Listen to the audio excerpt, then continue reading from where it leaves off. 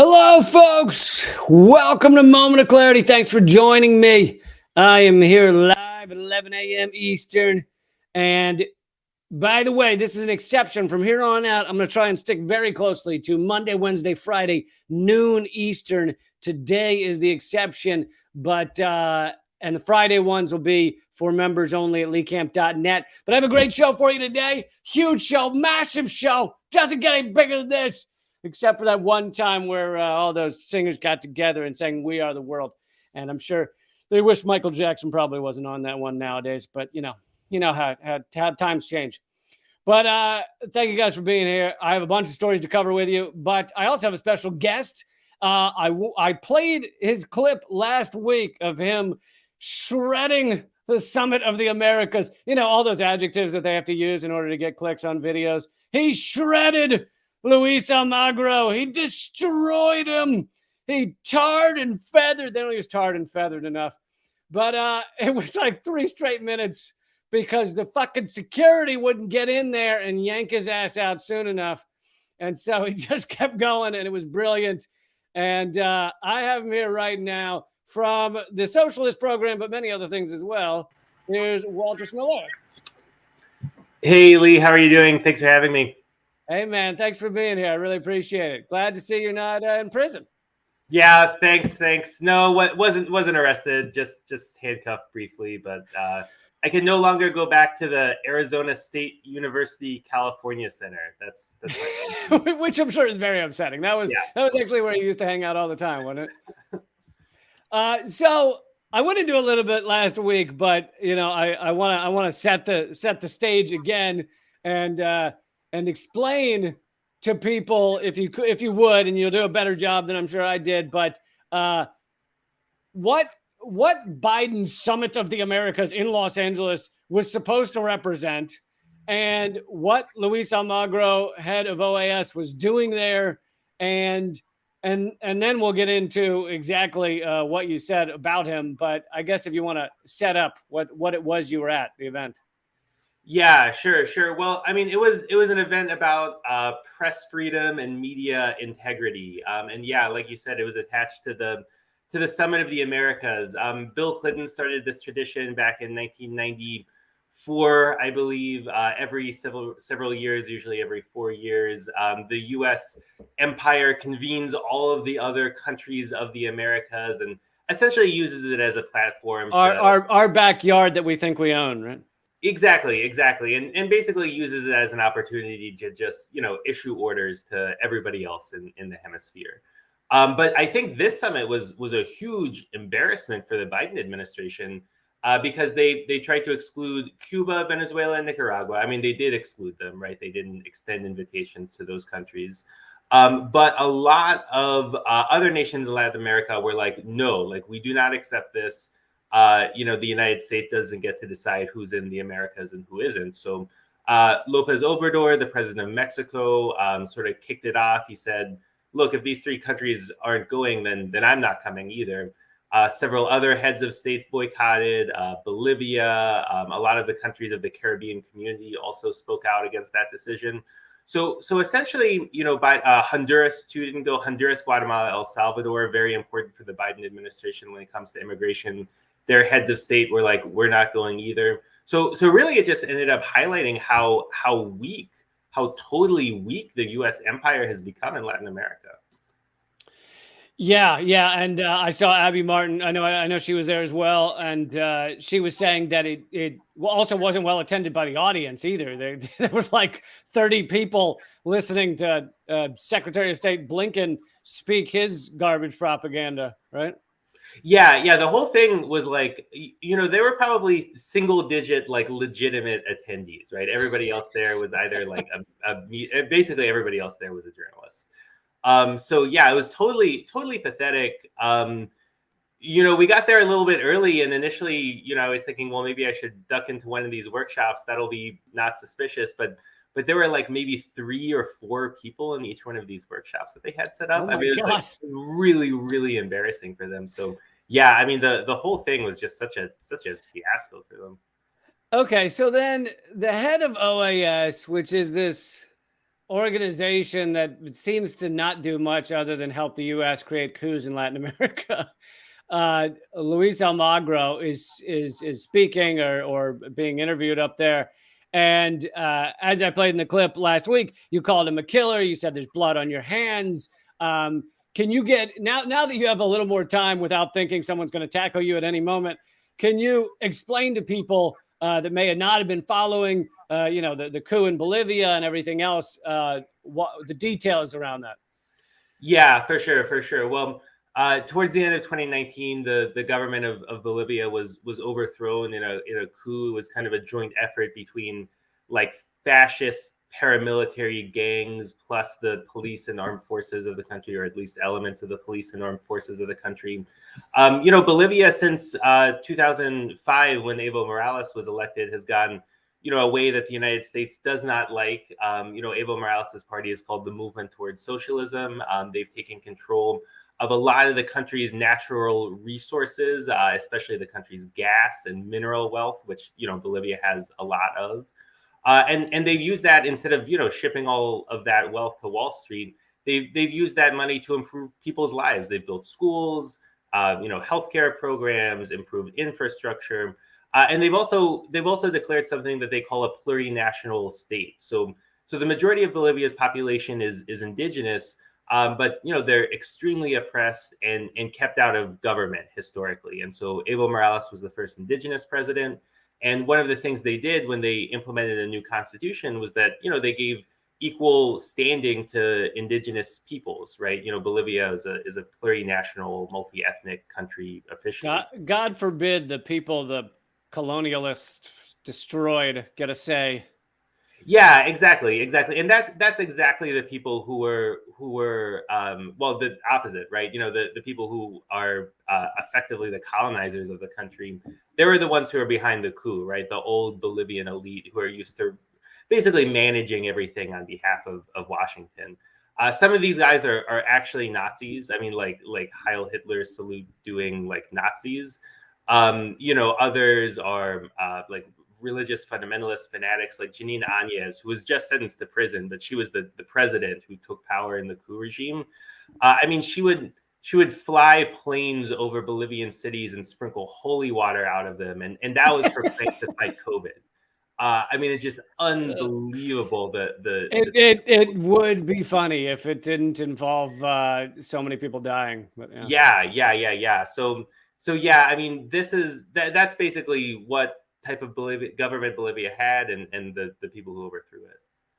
Yeah, and then the people stood up and actually undid the U.S.-backed coup, which was pretty incredible. So I don't know how long into his speech or his talk you waited, but you stood up and you started calling him out, and it was tough to hear. Was there any kind of response from him or his people? He was saying, you're misinformed. He would kind of, it did go on for a long time, longer than he or I expected. I think partially because it was so poorly attended, they had like almost no security or anything. So you do this in the Senate or the House or something, you're tackled in, you got about 10 seconds maybe. And this, you had 3 minutes. And luckily you're so fucking informed that you were like, I got 3 minutes of shit, bring it. But you did great of continuing to keep going even when you thought it would be over, Thank you. Yeah, it must be like the worst police officers on the planet were there. But, another thing, though, because it was an event on media freedom, and, he was there to announce some like stupid media integrity center. I think they figured, okay, well, if we drag a journalist out of our session on press freedom, that might look bad. So I think that was part of it. But they did it anyway. But they eventually they were like, okay, we actually are going to do that. So they dragged you out and was there an initial like restraining to? They must have done something in order to tell you can't come back or whatever. Yeah. They handcuffed me, and I was just sort of standing looking at the wall in front of the building for a while, and then somebody who worked at the university came out and said, you can never come back here. That is essentially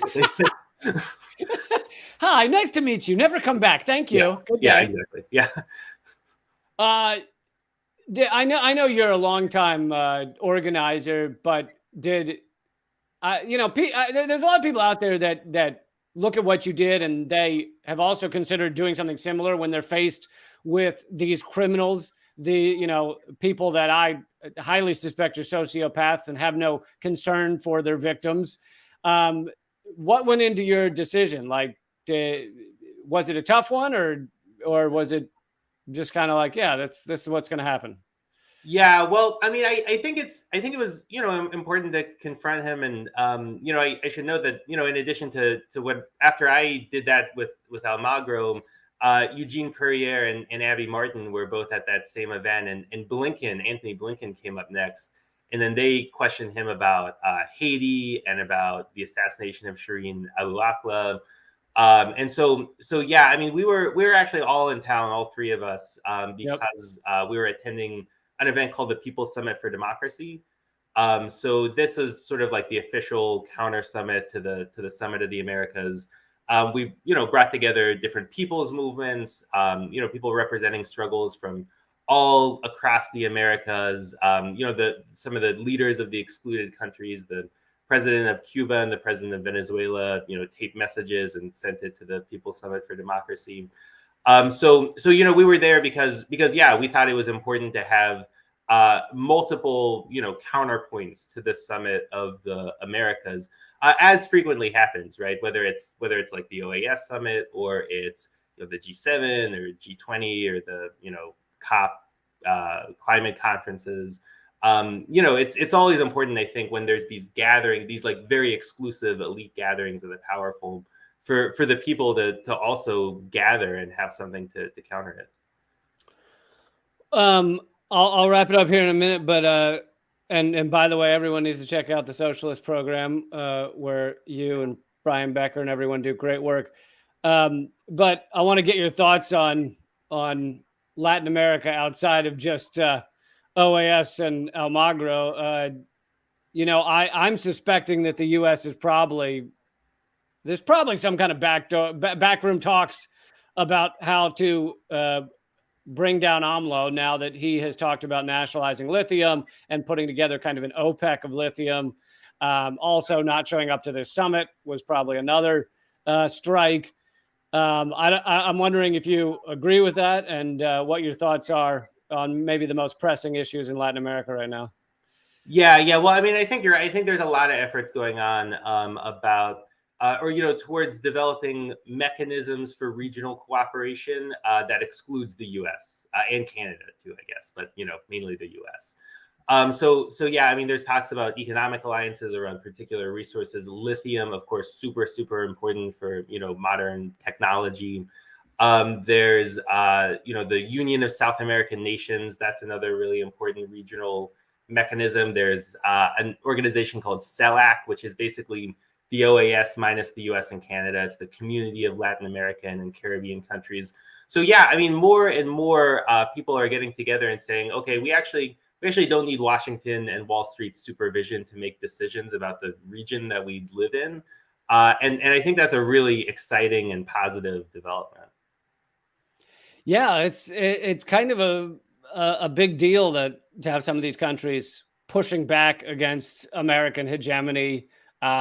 Also, for a moment, Pakistan, until we soft coup them, and India and some others. So, do you feel like this is a trend globally? Yeah, I definitely think so. And I mean, that's why the United States is spending over $800 billion. I mean, well, it's actually a lot more than that. Officially over $800 billion on weapons and war every single year, because I think they feel that supremacy slipping. It's definitely not gone, right? I mean, they definitely are still, the empire, the dominant power. But yeah, I think the trend lines are clear. They're on their way down, and they're becoming more and more dangerous as they go down, and bringing the rest of us, I mean, like normal people who live in the United States, down with them by just directing all of the wealth and resources of this society towards guns and planes and ships to make their empire stronger, and to make Boeing and Lockheed Martin and all the rest rich. Well, Walter, I can't thank you enough, and I think everyone, and I've seen it a lot in the comment section, appreciate you taking the moment in that room to stand up and call these people to account in their face. So thank you so much. And is there anywhere else people should follow your work other than just the Socialist Program? Yeah, well, thanks a lot for having me. You can also check out my work at liberationnews.org. Thanks again. All right, thank you. Later, Walter. All right, there he is. The man, the myth, the legend. The man who stood up in the face of one of Empire's puppets. And speaking of that, I have another story about that, which I'll get to right now. Although I'll after that, I will get to the story that is the title of this video about the U.S., or at least one of the U.S. mouthpieces, admitting to secret assassinations that they are not telling us about. I'll get to that in a second, but you're going to love this. Juan Guaido, the pretend president of Venezuela, the fucking Georgetown douchebag prep boy shithead that the U.S. pointed to and said, yeah, he's the president of Venezuela. No one had ever voted for him for president of Venezuela. That's the guy. He's president of Venezuela. We just said so right now. He's just right now. Just right now, he's president of Venezuela. It honestly, it's like, it feels like when you showed up at a friend's house and they were like, hey man, we're playing the floor is lava and you're gonna die. And you're like, nope, I didn't have a vote in that. I'm not playing the floor is lava. Why am I part of your fucking shithead fantasy? That's what Juan Guaido feels like. It's like the U.S. being like, he's president of Venezuela. And everybody being like, well, I didn't. Who told you that? Who said that is happening at all? So, but it keeps getting better on the Juan Guaido sad path. Here's Juan Guaido the other day having his shirt ripped off by some folks in Venezuela. Former Deputy Guaido, followed by the violence he sowed, is the title of the article. And here he is getting basically attacked. And I do not support violence unless you're ripping off the shirt of Juan Guaido, because that's pretty fucking funny.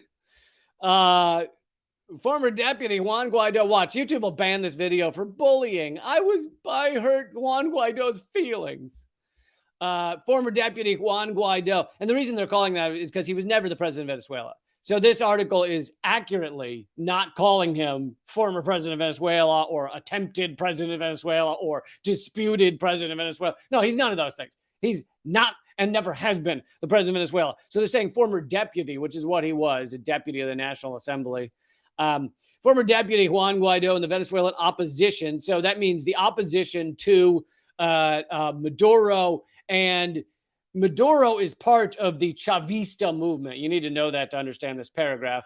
The Chavista movement under Hugo Chavez, right? Hugo Chavez now dead. Maduro was his follower, was the one who came after him, and protege in many ways.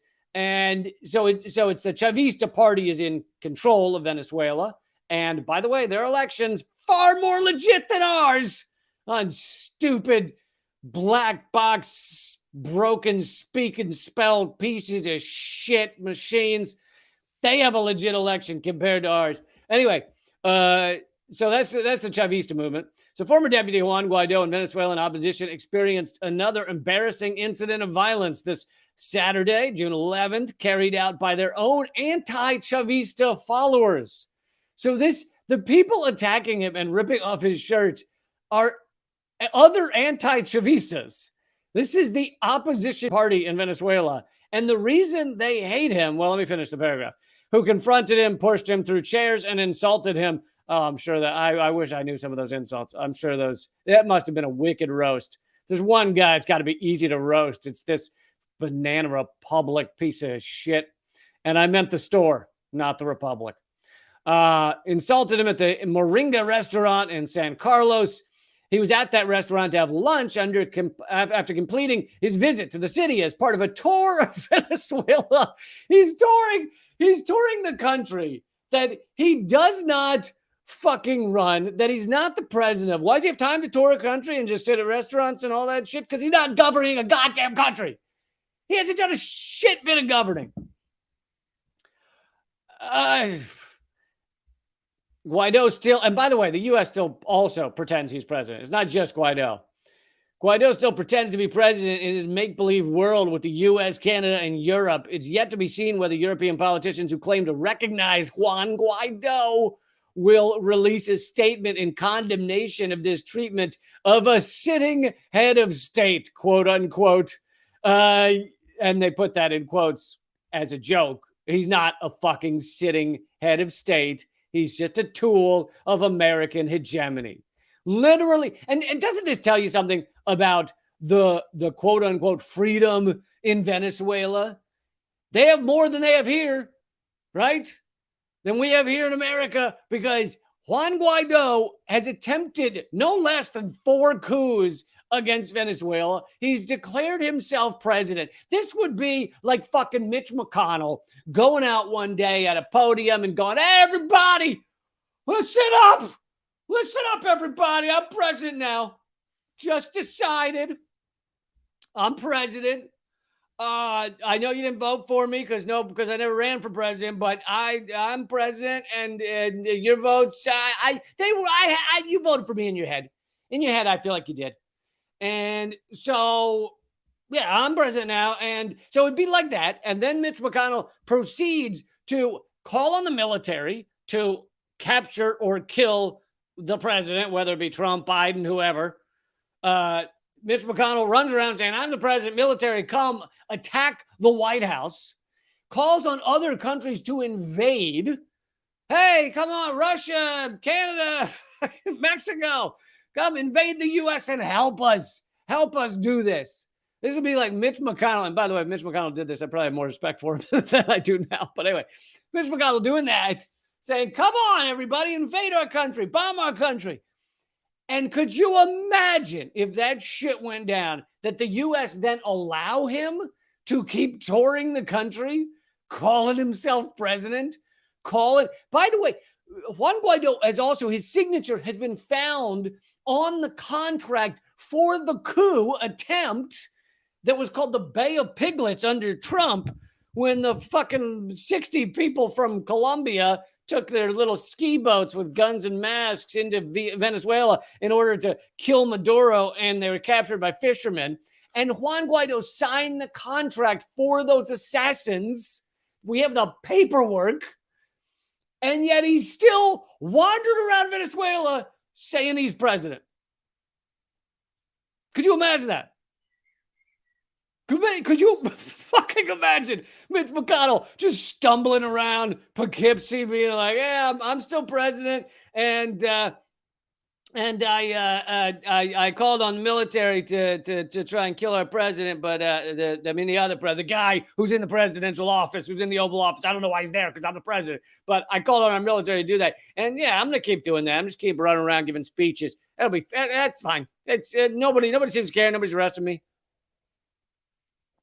Could you imagine the U.S. ever leaving that guy free to run around doing this shit? Of course not. The U.S. would have him in a black site in a fucking 10 minutes. Black site immediately. There'd be a button they'd push. He'd be black sighted.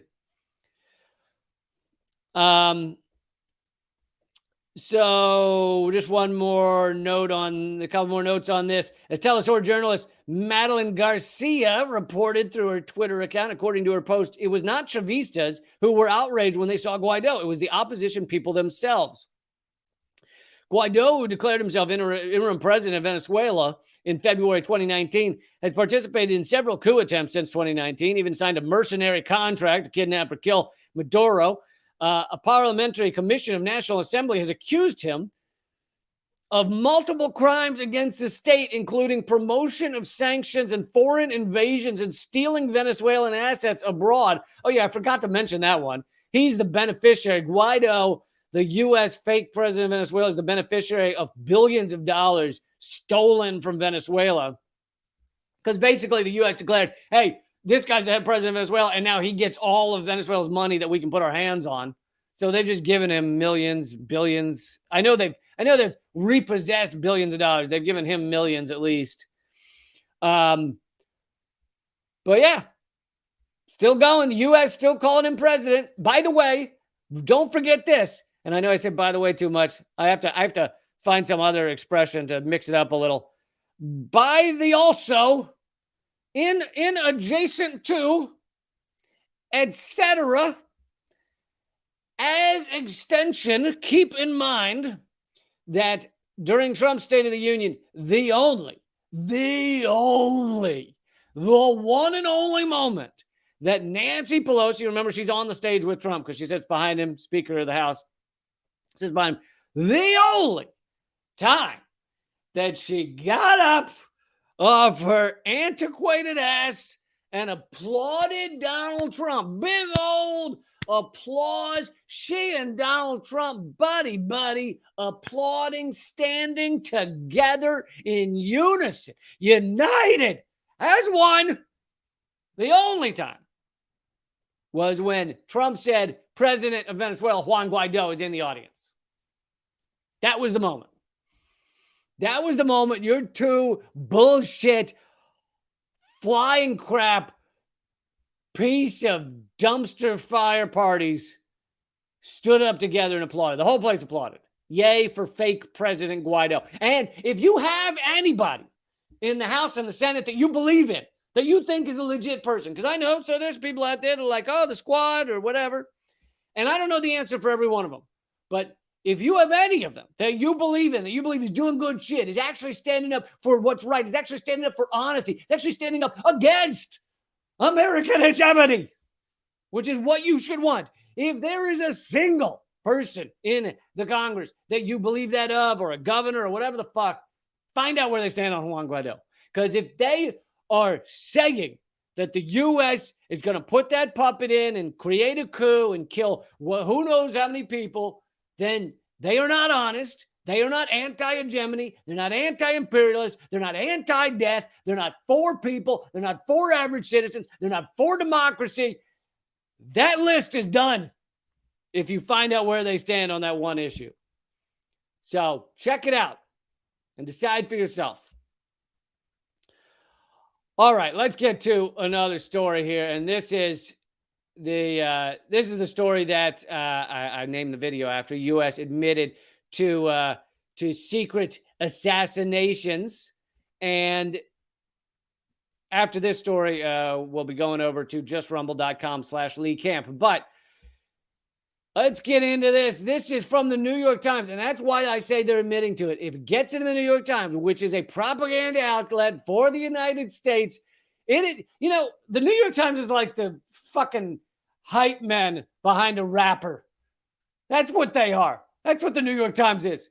They are the hype men behind the rapper, and in this case, the rapper is the fucking Oval Office, the U.S. State Department. The New York Times is the guys in the background going, yeah, best ever, never said a word wrong. They just repeat the line that the rapper said. So the rapper goes, I'm rich as fuck. And then they're back there going, rich as fuck, right? They just repeat that line. The New York Times just repeats the line coming out of the State Department. The State Department says, we got to bomb, we got to fund Nazis on the border of Russia for peace. And then the New York Times goes, fund Nazis for peace. So they are the fucking hype men. So when you see something in the New York Times, almost without exception, there's a rare exception when it's an opinion piece, maybe, but almost without exception, it is the U.S. Stance, or it is an admission of something the U.S. did wrong, but it's so long ago, it's so long after the fact that it no longer is of consequence to U.S. hegemony, to the U.S. State Department. It means it's been allowed to be revealed. So, like, for example, when they finally revealed the truth about weapons of mass destruction, when they finally revealed the truth about U.S. torturing some folks, when they finally revealed the truth about fucking dragging people into cells and hooking car batteries up to their balls, all that awful shit. When they finally revealed that truth, they waited, 10, 15 years after the fact to go, oh yeah, like the Afghanistan papers in the Washington Post, and then after it was covered in the Washington Post, it was covered by the New York Times. Like the Afghanistan papers. The Afghanistan papers revealed we were funding all kinds of shit in Afghanistan, funding the Taliban, millions of dollars going to ghost schools, fake schools that don't exist, millions and billions of dollars going to whole platoons of Afghan soldiers that don't exist. Just huge, massive amounts of waste and $1 trillion going missing essentially over the past many years. All of that was in the Afghanistan papers in the Washington Post. But it was long after, when the war in Afghanistan, when it was first being debated in those pivotal first couple of years. Long after. Well, that's what the New York Times does. If they admit something, it's long after it could be useful to people. So here we are. America kills its enemies in our name and then keeps it a secret. And this is written by a former Marine. And I'm going to show you not only, as we go through this, I'm going to show you not only how this is an admission of the U.S. state that this is happening. You can believe that this is reliable in that way, but it also is propaganda. It's what's called a limited hangout. A limited hangout, for those of you who don't know, is when the U.S. deep state or military reveals some of what they're doing wrong, some of their criminal ass behavior. They reveal a little bit so that you don't ask the deeper questions. And so that's what this is, revealing a little bit so that you and I don't ask the deeper questions. And I'm going to get into what those deeper questions are as well, what the New York Times is not telling you intentionally. And it got the name Limited Hangout because Nixon said, let's not do a full let's not let it all hang out. He said, let's let it, this is on leaked tapes. He said, let's do a limited hangout. So I assume the term let it all hang out has to do with cock and balls. And so he said, let's do a limited hangout, which I guess is just like the ball portion of the situation, the ball portion of the junk. So this is like a limited hangout is, just the balls, just the taint, whatever the fuck. Anyway, New York Times. Hold on. Let me go back to full screen. Death came, and I love how they start so eloquently. Death came via teddy bear. What? Specifically, a 6-foot tall plush teddy bear, special ordered in 2017 by a Colombian gang leader known as Inglaterra. It was for his kid or something. And then the U.S. blows up the teddy bear, killing the gang leader. Then he continues, I thought about this story. By the way, for those of you watching this and not listening to the podcast, how do you like the fucking highlighting? The highlighting is happening. Yesterday, 2 days ago, I talked about, it took me 2 years to realize there's a way to highlight articles online. I did it. I found it out. I'm a fucking genius. It's like finding out there's a way to tie your shoes. What? All this time I've just been tucking the shoelaces into the side of the shoes and down in there. And then I thought that would hold it. So to continue from the article, I thought of that story again a month ago. First, when it was reported the United States was helping Ukraine kill Russian generals. That's right. The U.S. is helping Ukraine, which is at least a portion of that military Nazi run. We are helping Nazis kill Russian generals in a U.S. proxy war. It's a proxy war. I've said it again and again and again. I said it from day one. I'm opposed to the U.S. invasion, but I'm also opposed to U.S. proxy wars. I can't say it loud enough.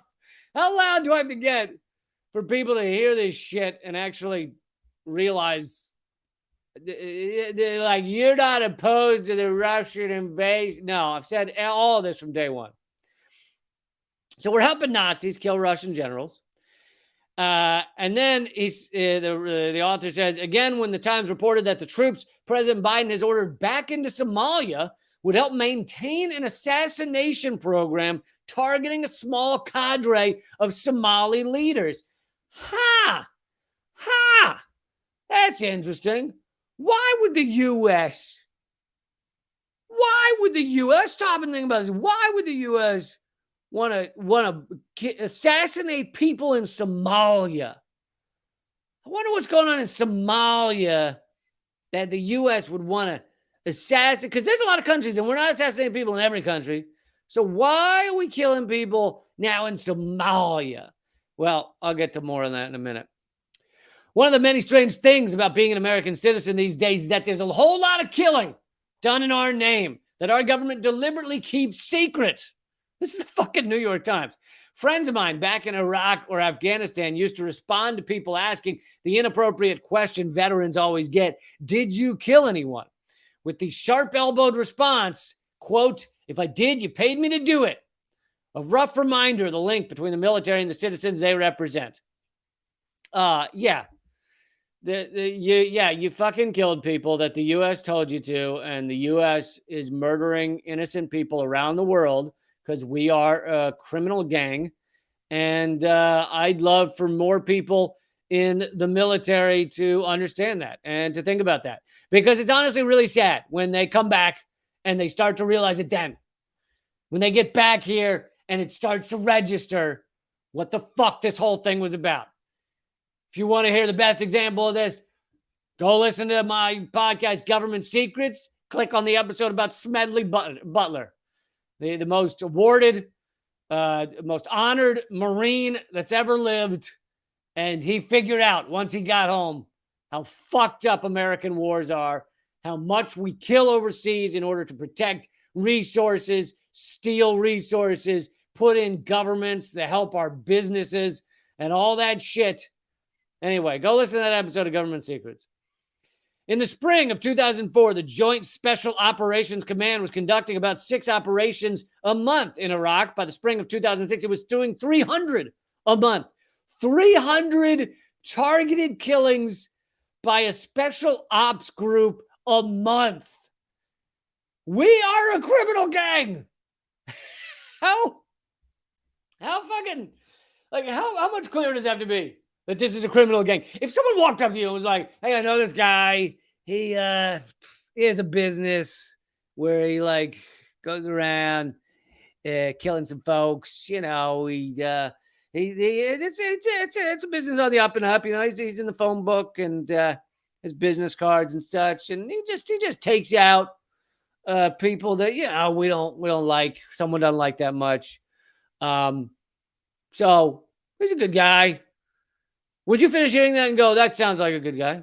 That sounds like, all right. I want to be part of that business. Maybe I'll invest in that business. Does he have a stock? Can I invest in that? Or would you go, that sounds like a criminal. That sounds like a gang member. That sounds like a fucking awful human being who is doing awful things. If it's the second one, then that should be how you view the American empire right now. Like right now.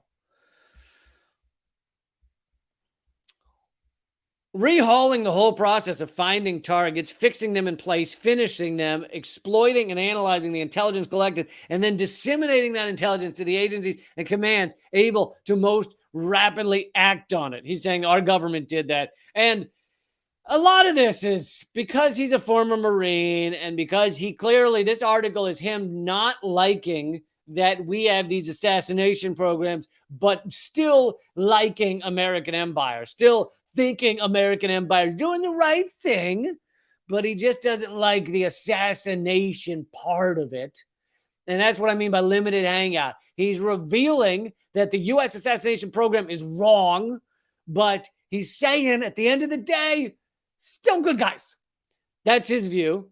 And because of that, and because he's a Marine, they use terminology, technical terminology to make this sound less criminal, to make it sound, to make the system as a whole sound less fucked up, sound less revolting and disgusting, when it's put in these, highfalutin, technological, whatever words, linguistics of a military operations command. I mean, just listen to this sentence. Rehauling, I'll rephrase each part of it. Rehauling the process of finding targets. So changing who we're killing. That's what he should have said. Fixing them in place. Finding out where they at so we can fucking chop their head off. That's what that part is. Finishing them. And we all know what that's a euphemism for. Fucking killing the motherfuckers. Exploiting and analyzing the intelligence collected.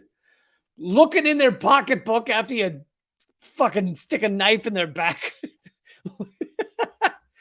Going through their laptop and checking out what porn they're looking at. With Osama bin Laden, they literally did that. They're like, he had porn on his laptop. Oh my goodness. Bin Laden had porn on his laptop. And then disseminating that intelligence. And then giving the info we get by murdering the motherfucker to the agencies and commands able to most rapidly act on it. To the offices responsible for calling for this shit. Finding out what's in his pocketbook, what's in his pants pockets, and getting it to the guy who told us to whack him. I mean, this is the exact same shit the mafia does, except the mafia would not talk about it like this. They would say, hey, do me a favor, whack that guy, and then if he's got any coins in his pocket, you bring those back to me, all right? Because, I use 50, 75 cents. See if he's got any coins in there.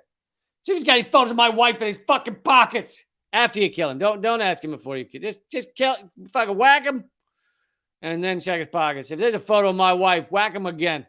Fucking do it again. So then to continue from the article, when Americans think about the killing we do overseas, we often think about the mechanism. Well, because we're told to, right? We're told to think about the mechanism of the killing because our state media doesn't want us to think about the reality of it. They don't want to show us the dead bodies and the blown up buildings, right, of our wars. They don't want to show us the reality of it. So they talk about the mechanism. To continue from the article, a drone delivering a bomb strikes us as a bit creepy. A member of the Navy SEALs bursting into a bad guy's compound strikes us as heroic, right? The drone bombing the shit out of someone sounds more creepy to the average person than a special op going in and taking them out like James Bond, right? Like Jason Bourne jumping through the window, feet first. Always jumping through windows. Didn't think to check the door. Just go straight in the window.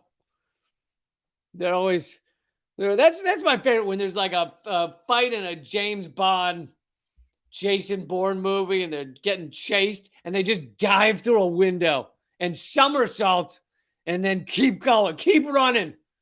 The dive through the window didn't cut them at all. It just, don't try that at home. If your wife is mad at you, don't try just diving out the window. I guarantee you know what happened is your fucking head would go through the window. Then the window obviously would smash enough to let your head through, but the rest of your body would get stopped, and then it would just jagged shards into your throat, and you just bleed out down the side of the window. And then your wife would be like, I just thought we were having an argument. Why did he have to off himself through the window like that? So don't try it. Don't try it at home, folks. It doesn't work. It doesn't work well. The dive through the window. When Americans think about the kill, John, heroic. The SEALs and the drone are just tools, this Marine says, former Marine. The flathead or the Phillips head screwdriver at the end of the targeting system. Right? That's how it sounds. He's making it sound nice. These are just the tools, all right? It's just when you send one of us in to fucking shoot a guy through his fucking head, or more accurately, more often, drone bomb his town and kill his entire wedding party. When you send us to do that, we're just a tool.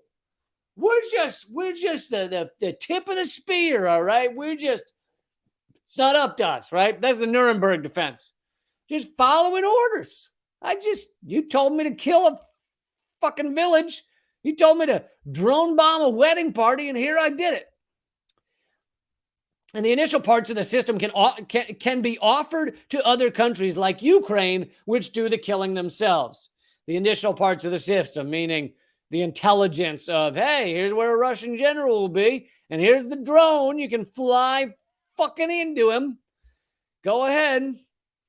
In a press briefing on May 5th, the Pentagon Press Secretary John Kirby distanced the United States only slightly from the killing of Russian generals, said, quote, "We do not provide intelligence on the location of senior military leaders on the battlefield or participate in the targeting decisions of the Ukrainian military," he said.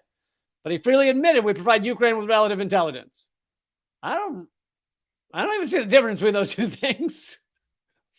We don't tell them where the generals are so they can kill the generals, but we do give them intelligence on where the generals are so they can kill the generals. I don't understand the difference between those two things, honestly. Let's see how much more of this there is. When Americans think about killing we do overseas, we often think about the mechanism. Oh, I already did that part. Starting in 2007, we helped kill dozens of guerrilla commanders in Colombia's long-running civil war.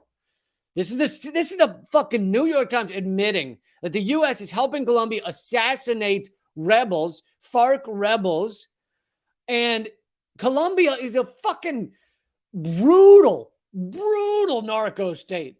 You know where something like, it's somewhere between like 80 and 90% of all environmentalists that are killed every year, and we're talking hundreds.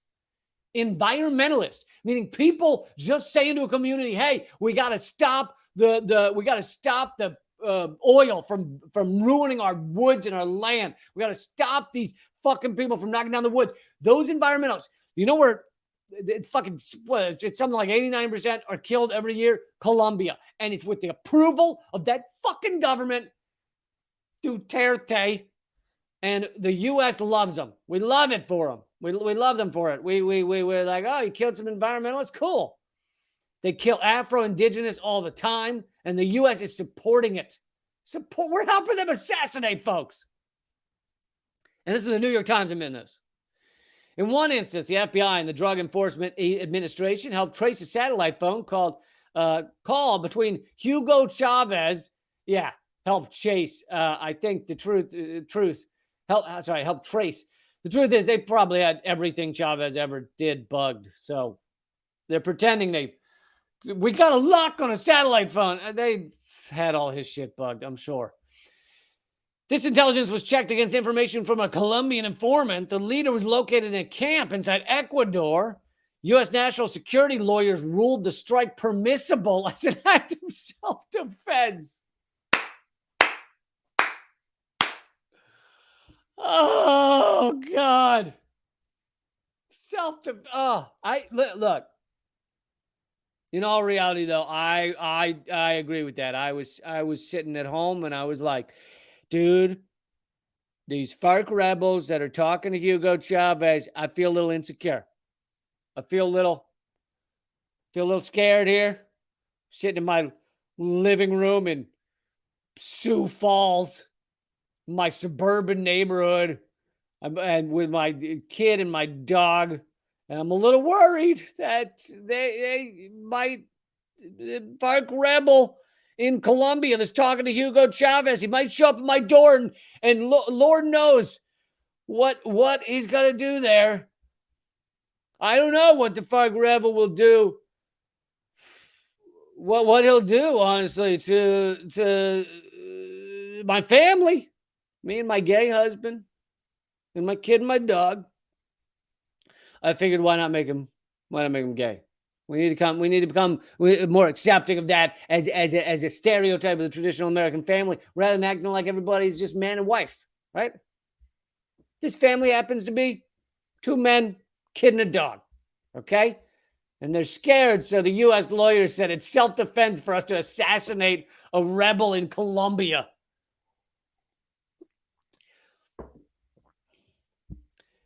But get this, though.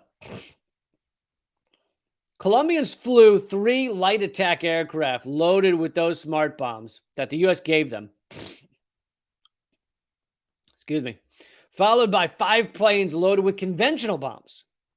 The bomb's guidance system was turned on once they closed in on the target, and Colombians dropped the first smart bombs to kill the target that they were assassinating with U.S. help. And then the conventional bombs were dropped afterwards to cover their tracks. That's what the article says. That's the New York Times admitting that. The decision to provide U.S. support made and justified by officials and lawyers whose names we still don't know.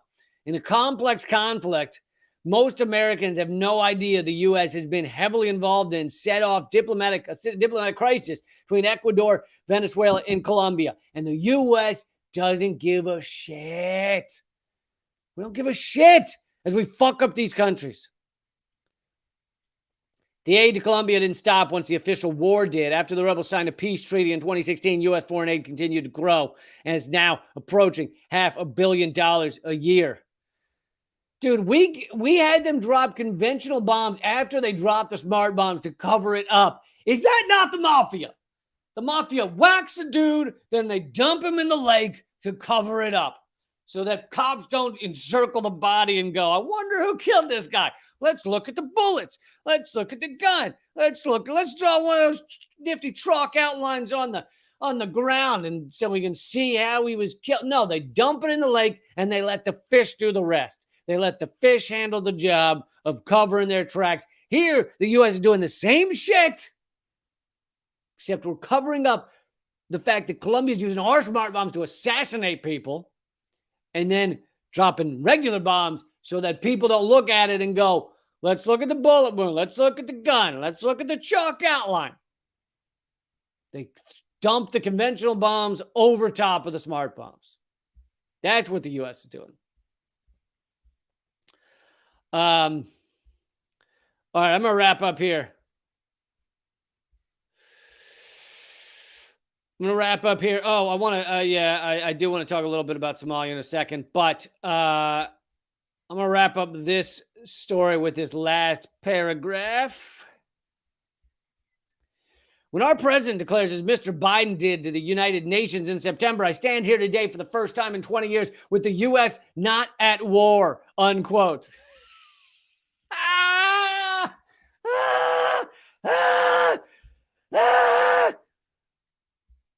Honestly, have you ever heard a funnier line than that?